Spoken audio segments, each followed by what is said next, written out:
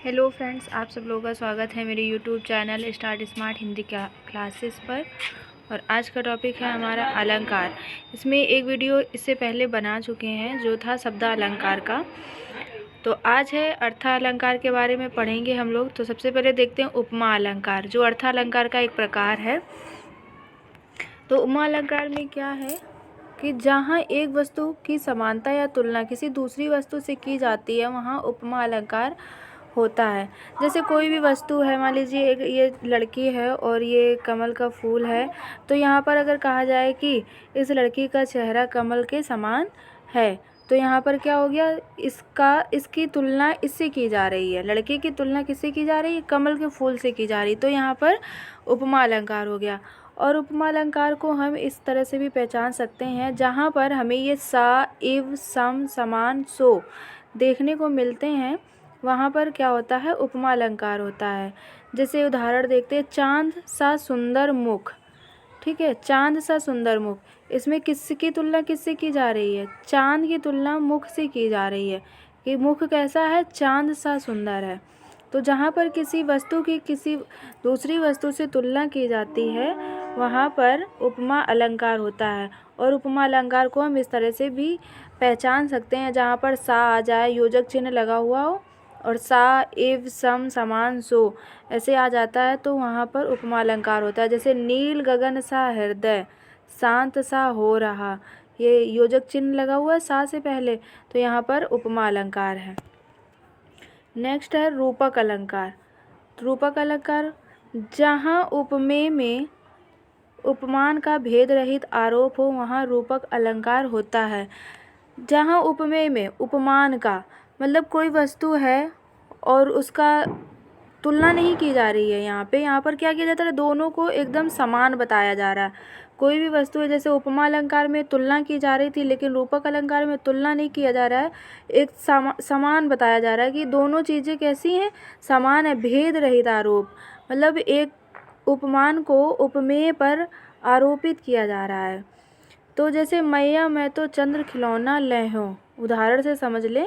तो मैया मैं तो चंद्र खिलौना लहूं, ये चंद्र है, चांद, और खिलौना, चंद्र खिलौना। अगर ये चंद्र चांद अलग है, खिलौना अलग है, लेकिन दोनों को क्या बताया जा रहा है? समान बताया जा रहा है कि चांद क्या हो गया? खिलौना हो गया, खिलौना क्या हो गया? चांद हो गया। तो ये दोनों चीज़ें समान हो गई, तो यहाँ पर रूपक अलंकार है। और रूपक अलंकार को एक मतलब चीज़ से पहचान सकते हैं कि ये जो योजक चिन्ह लगा हुआ है, यहाँ रूपक अलंकार में क्या होता है कि उपमेय और उपमान के बीच में योजक चिन्ह होता है। और उपमा अलंकार में सा, सी, से, इव, समान ऐसे अगर आ जाता है, तो उसके पहले यहाँ पर योजक चिन्ह होता है। इससे भी हम लोग पहचान सकते हैं। तो ये तो अंतर हो गया उपमा अलंकार और रूपक अलंकार में। तो आगे देखते हैं, जैसे चरण कमल बंदो हरिराई, चरण कमल। तो चरण कमल क्या हो गया? यहाँ पे कोई तुलना नहीं की जा रही है कि चरण कमल के समान है, नहीं, चरण और कमल एक ही जैसे हैं, दोनों समान ही हैं। चरण कमल है और कमल चरण है, तो यहाँ पर रूपक अलंकार हो गया। नेक्स्ट है उत्प्रेक्षा अलंकार। उत्प्रेक्षा अलंकार, जहाँ उपमेय में उपमान की संभावना की जाए, वहाँ उत्प्रेक्षा अलंकार होता है। संभावना मतलब ऐसे कि मतलब संभावना की जाए दोनों में कि हाँ, ये ऐसी चीज़ हो सकती है, तो वहाँ पर उत्प्रेक्षा अलंकार।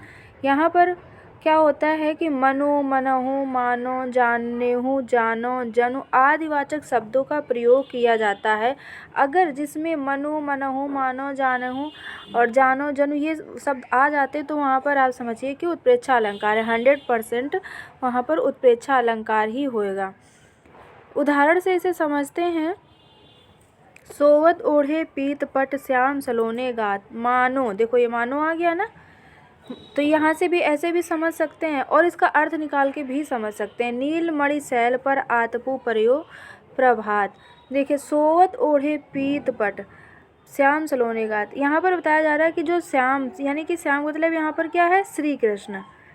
जो श्याम हैं, श्री कृष्ण जी हैं, वो पीले रंग की चुनरी ओढ़कर सो रहे हैं, कपड़ा ओढ़कर सो रहे हैं। नीलमणि सैल पर आतपु परे तो ऐसा लग रहा है कि नीलमणि सैल पर सुबह सुबह क्या है, प्रभात जो सुबह सूर्य की किरणें हैं वो पड़ रही हैं।